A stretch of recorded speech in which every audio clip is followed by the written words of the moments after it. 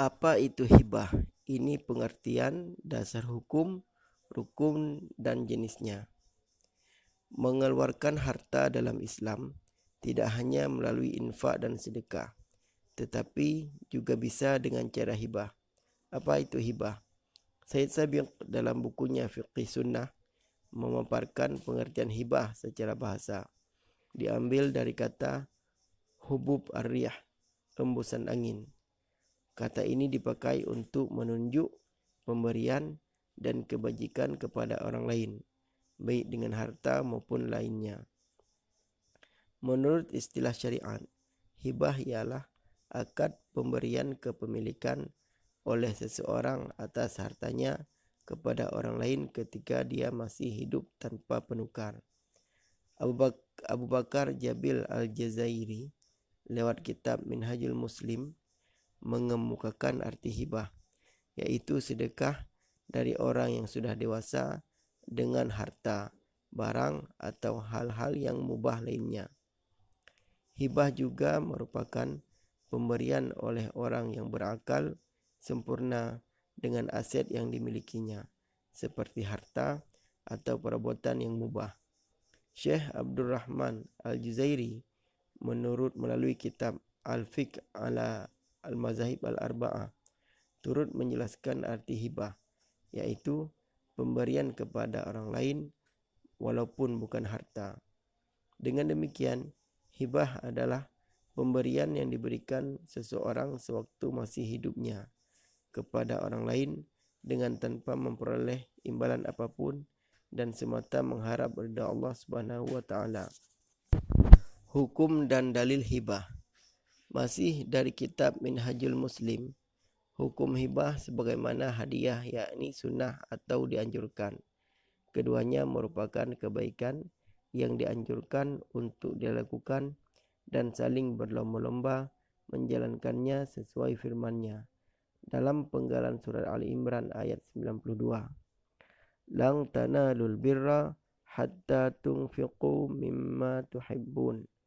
Kamu sesekali tidak akan memperoleh kebajikan yang sempurna sebelum kamu menginfakkan sebagian harta yang kamu cintai. Dalam buku Fikih Sunnah disebutkan bahawa Nabi SAW biasa menerima hadiah dan memberikan balasan atasnya.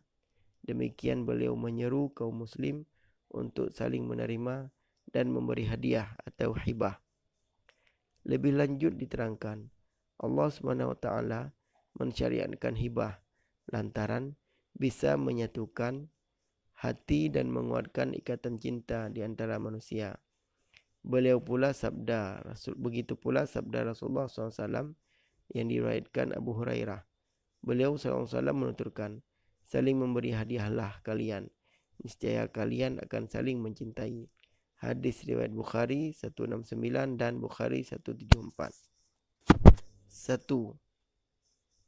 Menurut rukun dan syarat hibah. Menukil buku hukum waris Islam susunan Utami Yudhisthana Untoro dan kawan-kawan, terdapat sejumlah rukun hibah dengan syarat di dalamnya sebagai berikut. 1. Ada pemberi hibah wahib. Pemberi hibah di sini dengan syarat umur minimal 21 tahun serta memiliki akal sehat dan tanpa ada paksaan dari orang lain. Tujuannya agar hibah diberikan tidak berdasarkan alasan yang bodoh dan pemborosan atau karena pemberi hibah tak pandai menjaga hartanya. 2. Ada penerima hibah mauhublah. Mayoritas ahli fikih sepakat bahawa syarat penerima adalah bahawa orang itu bisa memiliki hibahnya, sehingga anak atau bayi dalam kandungan yang belum pasti hidupnya maka tidak bisa memperoleh hibah. 3. Ada harta hibah mauhubih. Harta yang diberikan sebagai hibah dengan sejumlah syaratnya punya nilai kebaikan dan manfaat, merupakan harta yang sah dimiliki wahib dan tak lebih dari sepertiga harta yang dimiliki wahib. 4. Ada saksi.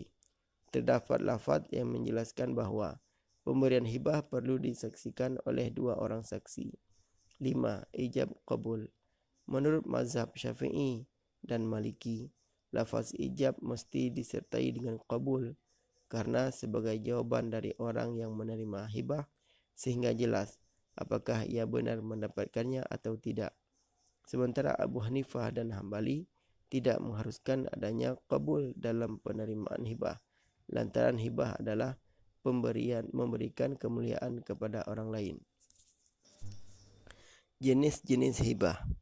Ibnu Rushd dalam kitab Bidayatul Mujtahid wa Nihayatul Muqtasid mengemukakan hibah ada yang berupa hibah benda dan hibah manfaat. Hibah benda terdapat dua tujuannya, bermaksud imbalan serta tidak bertujuan imbalan. Hibah dengan tujuan imbalan ada yang mengharap ridha Allah Subhanahu wa taala, juga mengharap ridha makhluknya.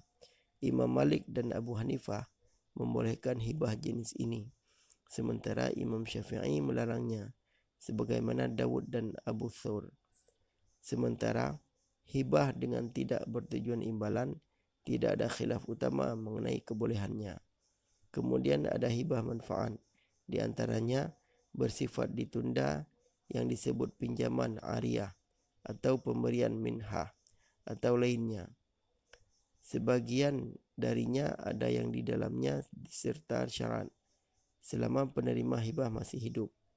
Hibah jenis ini disebut dengan umrah.